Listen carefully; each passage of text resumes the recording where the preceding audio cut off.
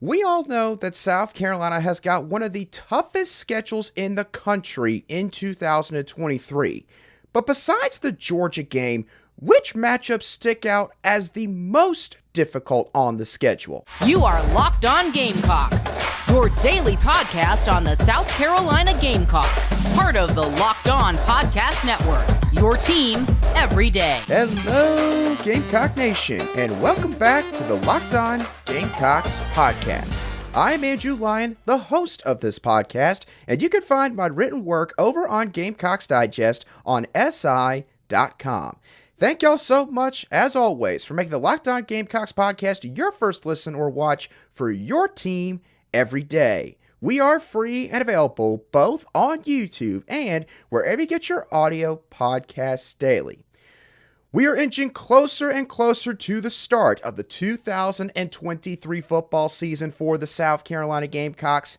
And just like last year, there's one constant narrative that we have all heard this entire offseason, and that is just how difficult the schedule is for South Carolina. Now, last year, admittedly, I myself felt like that narrative was a little bit overblown. But this year, honestly, there's no arguing it. There's no fighting the notion. South Carolina, they are going to go through a gauntlet in 2023. There's just no other way to put it. And everyone knows that the Georgia game especially is going to be the toughest, the most difficult matchup on this schedule.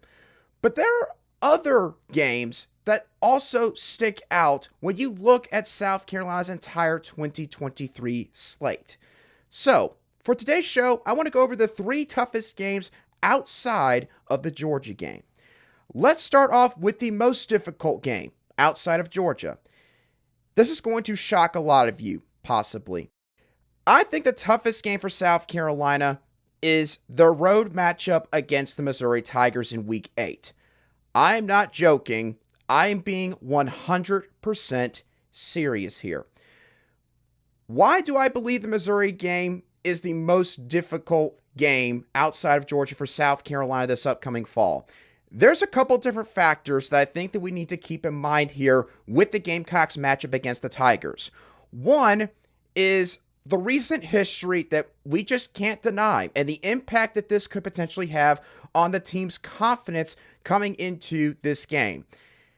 Missouri has won each of the last four matchups in this series. And the thing is, when you play a team every single year, let's say you lose just one game in one random year to that team, or maybe you lose two straight games.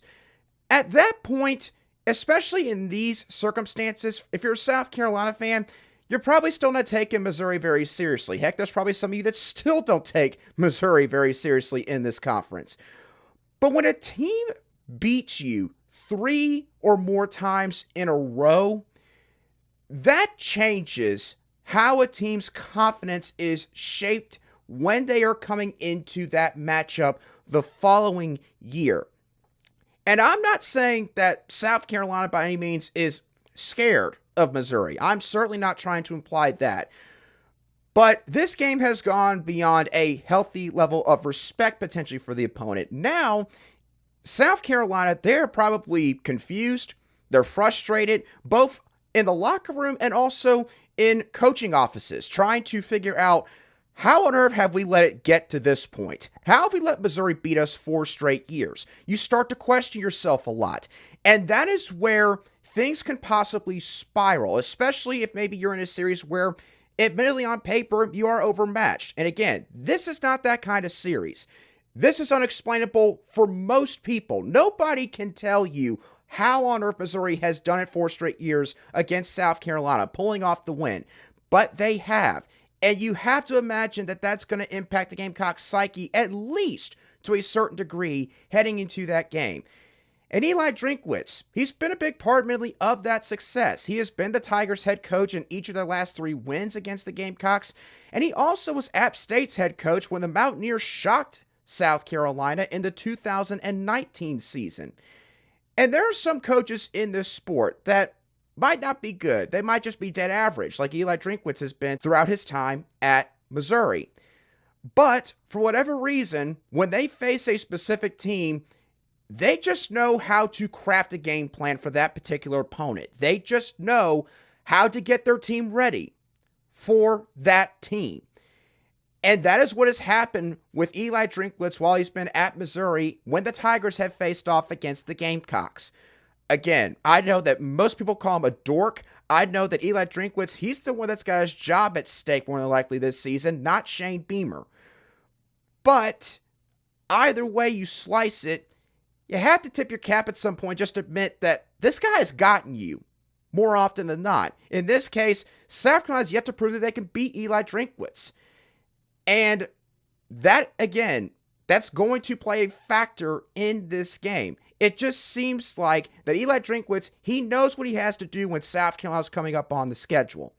Now, another reason why I think the Missouri game is the toughest game for the Gamecocks this season outside of Georgia is the schedule and emotional dynamics that will be at play when this game comes up on the schedule. Part of the reason I have this game listed here is because it's an away game. But it's not the idea of playing at Fair Field that would have me worried if I was South Carolina. That's not the main reason. It would be where this game is slotted on the schedule. In Week 7, South Carolina is going to be taking on the Florida Gators. That is also going to be a revenge game that's going to have a lot of emotions riding on it. South Carolina got embarrassed by the Gators in Gainesville this past fall. They're going to want retribution in that game. Williams-Brice is going to be packed. It is going to be loud. And especially if South Carolina gets off to a good start, coming off of that bye week, it is going to be a really, really hostile environment for the Gators. There's going to be a lot of emotions in that game. You get my point with the Florida game. This is where this game could be a little bit more tricky. This is going to be another revenge game, another emotional game for South Carolina. Except for this time, it is going to be away from your home stadium. It is going to be in the other Columbia. And as Shane Beamer has said multiple times this offseason, South Carolina is going to be relying on a lot of newcomers, especially some true freshmen, whether it's in the two deep or maybe even some guys that are going to be starting in some capacity this fall. And I do think this freshman class is mature beyond their years collectively. I really truthfully do. But they are true freshmen. They are 18-year-old kids. They are stepping up into the college ranks. They're no longer playing high school ball. So, if you come into a game a little bit maybe lackadaisical, especially if, let's say, the Gamecocks get revenge against the Gators in Week 7, then that could hurt you in a game like this one against the Missouri Tigers. It very well could come back to haunt you.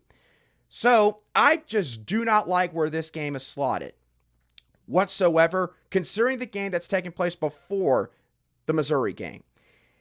The last reason why I think this game is the toughest game on South Carolina's schedule, outside of Georgia. Missouri could come into this game in wounded animal mode. Now, I've discussed wounded animal mode before, but if you haven't heard this phrase used before, the definition of wounded animal mode is essentially this. This team has lost a couple straight games, and they basically feel like their backs are against the wall. In essence, they feel like that they've got to get a win right now. They cannot afford to lose their upcoming game. The Tigers, in the 2 weeks preceding their game against the Gamecocks, play the number 5 LSU Tigers at home, and then they go on the road to play the Kentucky Wildcats. Skipping ahead to the final 4 weeks of the regular season, the Missouri Tigers play at number 1 Georgia. They play the number 12 Tennessee Volunteers at home. Then they play the Florida Gators at home, and then they end the season at Arkansas, a team that's going to want payback in their own right from what happened this past fall. Missouri could lose at least 3, if not all 4 of their final games of the regular season, plus the 2 against LSU and Kentucky that I brought up earlier. And Eli Drinkwitz knows good and well, and I think this team is going to know good and well, if he wants to guarantee that he is going to remain the head coach at Missouri this next season, he cannot go 6-6 and leave the possibility open that they have a losing record to end the season. Eli Drinkwitz cannot afford that. So this game against South Carolina could be a quote-unquote empty the chamber type game for Missouri, where they basically just take the kitchen sink and they throw it at South Carolina. They empty the playbook. They give them everything they can handle, knowing what's coming after their bye week and what could happen leading into the South Carolina game. Missouri could be in desperation mode. And sometimes teams that are in full-blown desperation mode, or wounded animal mode as I like to call it, they are the most dangerous teams to face on a Saturday. You combine that with everything else I've mentioned to this point, there's no question in my mind. Outside of the Georgia game, Missouri is the toughest opponent for South Carolina in 2023, considering all the circumstances. We'll continue this conversation regarding the third and fourth most difficult games for South Carolina on their 2023 slate in just a couple moments right here on Locked On Gamecocks. This show is brought to you by BetterHelp. Now I'm going to get personal with all of you real quick. During my junior year of college, I went through a really rough patch. I was not socializing very much with people outside of my very close friend group. I wasn't really going out and doing any sort of activities. I wasn't working out. I wasn't getting out of my apartment very much. And I very quickly realized that I needed to go to therapy. I needed to go and get help. And it helped me a great deal get through that rough patch in my junior year. It helped me learn how to open up more to my friends whenever I needed to. And it just made the last couple years of my college experience all that much better. If you're thinking about starting therapy, give BetterHelp a try. It is entirely online, it's designed to be convenient, flexible, and you can suit it to your own schedule. Let therapy be your map with BetterHelp. Visit BetterHelp.com/LockedOnCollege today to get 10% off of your first month. That's BetterHelp, HELP.com/LockedOn.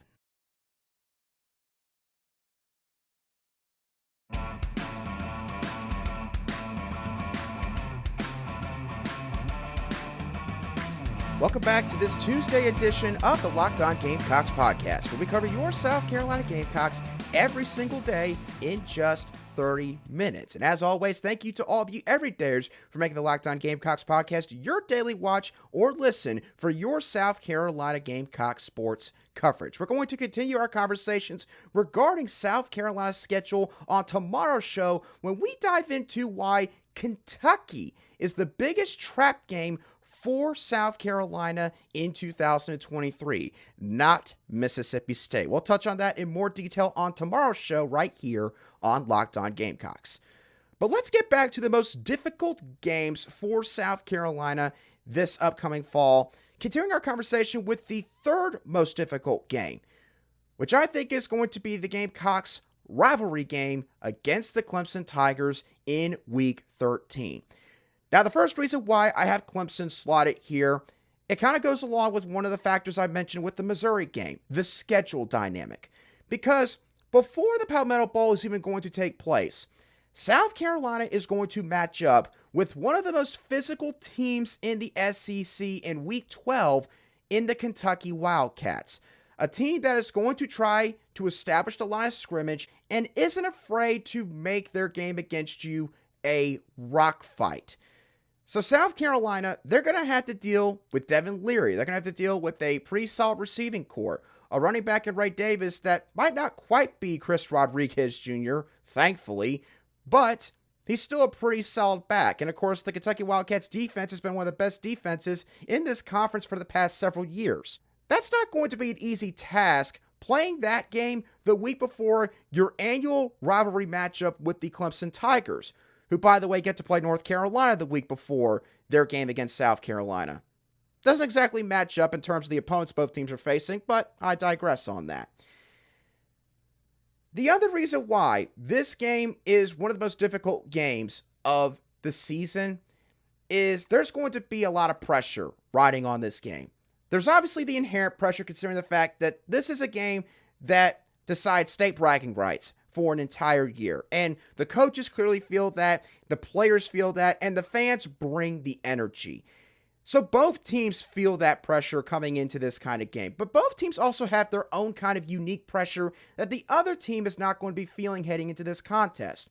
For South Carolina, last year was the first time in 9 calendar years that they were finally able to best their arch rivals, defeating them 31-30, and that win gave Shane Beamer and the Gamecocks a ton of momentum, especially when it came to recruiting in the state of South Carolina.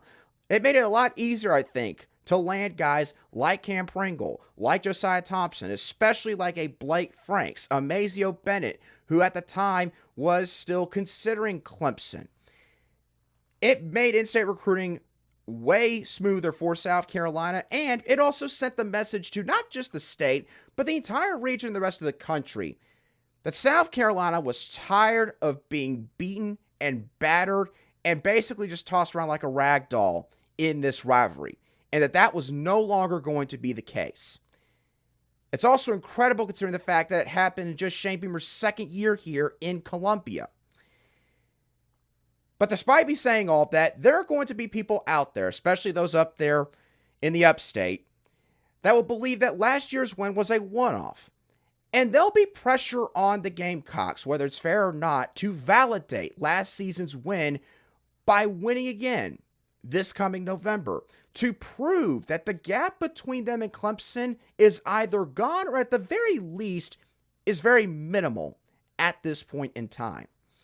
But Clemson will also have its own kind of unique pressure, which, at least for half of it, South Carolina likely won't be feeling when they play this game in Columbia. Because for the Tigers, this could be a game where they're not only trying to stay in the college football playoff hunt, as admittedly, there's a high likelihood that when this game takes place, Clemson will either have maybe one loss or potentially be undefeated. They could also have two losses, but we just don't know. Either way, the Tigers could very easily be, again, a college football playoff contender when this matchup takes place.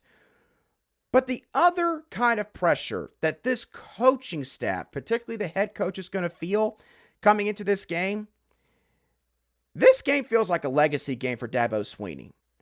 It feels like a game in which Dabo Swinney could be trying to save his coaching reputation as one of the top coaches in this sport. Now, obviously, Dabo Swinney's legacy is already cemented at Clemson and in college football history with what all he's done up there. You at least have to give him that. But in the last few years, very clearly, Clemson has taken multiple steps back, at least relative to what they had done in previous years. In 2019, of course, they made it to the national title game only to get basically blown out by LSU. In 2020, they made it to the college football playoff again, but got blown in the semifinals by Ohio State. And then in 2021, they didn't even make it to the ACC championship game. Last year, they lose to South Carolina, and that effectively takes them completely out of contention for the college football playoff once again. So, Dabo Swinney, he's got a ton of pressure that's going to be on him this year to deliver some results to a fan base that is a little bit wary of what the future holds in his tenure up there at Clemson. So this is a game that Dabo Swinney and Clemson, for them, this is a must-win. And for South Carolina, obviously, this is a must-win too. But in terms of which team's got more pressure, it's pretty clear and evident. The majority of the pressure is going to lie on Clemson's sideline in that locker room, not South Carolina's. But as I mentioned earlier about teams that maybe are in wounded animal mode, how those teams can be the toughest teams to play.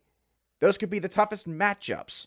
You could possibly say the same about Clemson. They might not be in wounded animal mode per se, but I can guarantee you again, they will be in desperation mode. They will understand that this is a game that they cannot afford to drop 2 years in a row, because if they do, the ramifications will be quite high for them, both in this series and also when it comes to, again, potentially Dabo's reputation in college football. For South Carolina, obviously, it would be fantastic.